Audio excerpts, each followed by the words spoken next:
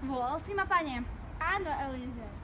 Prisahaj mi, že pre Izáka nevyberieš ženu z Kanána, ale pôjdeš do mojej vlasti a vyberieš mu ženu od mojich príbuzných. A čo ak žena nebude chcieť ísť do našej krajiny? Mám priviesť Izáka za ňou? Neopováž sa tam priviesť môjho syna späť, veď Boh ma už odtiaľ priviedol a prisahal mi, že túto krajinu dá môjmu potomstvu. A preto, ak nebudeš chcieť ísť žena s tebou, si zbavený prísahy.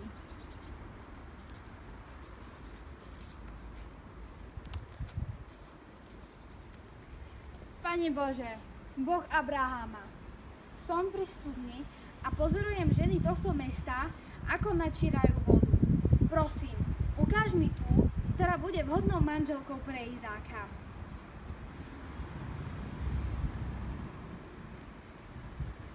Daj sa mi napiť. Napí sa, pane, a napojem aj tvoje ťavy.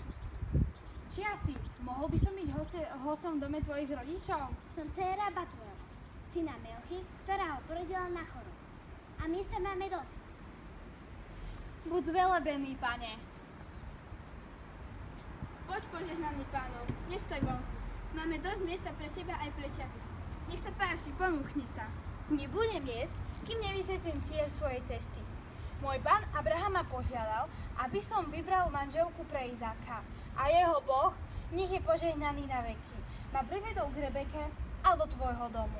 A teraz žiadam odpoveď. Dáš Rebeku za manželku pre Izáka? Táto vec vyšla od Boha. Preto ti nemôžem povedať ani áno, ani nie. Pozri, Rebeka je pre tebou, vezmi ju, nech sa stane ženou tvojho pána Izáka. Nech je zvelebený pán Boh môjho pána Abrahama, lebo na ňo sa dá vždy spoľahnúť.